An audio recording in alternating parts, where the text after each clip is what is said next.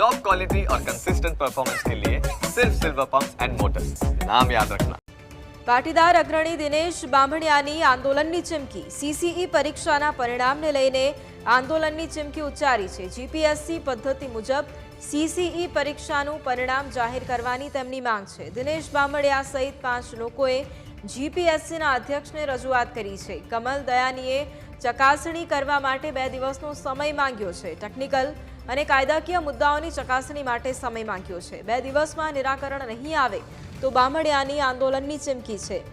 General કેટેગરીના વિદ્યાર્થીઓ સાથે અન્યાય થતો હોવાની રજૂઆત છે। જરૂર પડશે તો સીએમ ભૂપેન્દ્ર પટેલ સુધી રજૂઆત કરીશું તેવું પણ તેમણે કહ્યું છે।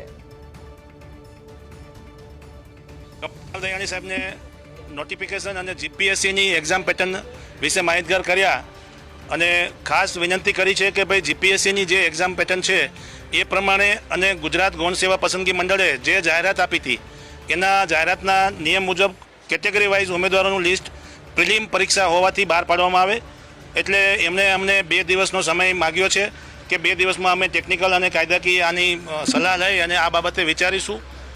સંપૂર્ણપણે એમને માહિતગાર કર્યા છે અને બાકીની જેટલી પણ એક્ઝામો ગુજરાતમાં લેવાય છે એ બાબતે પણ અમે એનું ધ્યાન દોર્યું છે।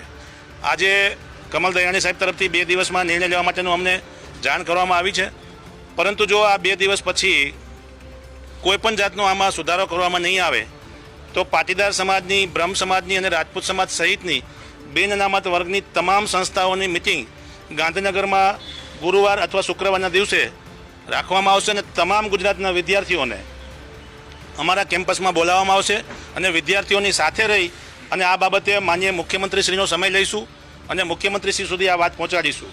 અત્યારે રજૂઆતના સ્ટેજમાં છીએ એટલે રજૂઆત પૂરી થાય અને જો પરિણામ નહીં આવે મુખ્યમંત્રી સુધી તો આંદોલનના પણ અમે મંડાણ કરીશું। આમાં કેટેગરી વાઇઝ નોટિફિકેશનની અંદર પેરામીટરમાં જે લખ્યું છે કે પ્રિલિમ એક્ઝામનું પરિણામ કેટેગરી વાઇઝ જાહેર કરવામાં આવશે। જીપીએસસી ક્યારેય પણ કેટેગરી વાઇઝ લખતી નથી, જગ્યાના 7 ગણા 5 ગણા લખતી હોય છે। આમાં 7 ગણા ઉમેદવારો કેટેગરી વાઇઝ લેવામાં આવશે એટલે અમે પણ કાયદાકીય રીતે નિયમ મુજબ જ માંગી રહ્યા છીએ અને માનવતાની વાત તો પ્રથમ દ્રષ્ટિએ હોવી જ જોઈએ, કારણ કે આમાં 55,000 વિદ્યાર્થીઓ દરેક સમાજના, દરેક કેટેગરીના એક્ઝામ આપનાર વિદ્યાર્થીઓને નુકસાન થઈ રહ્યું છે, ત્યારે માનવતાનો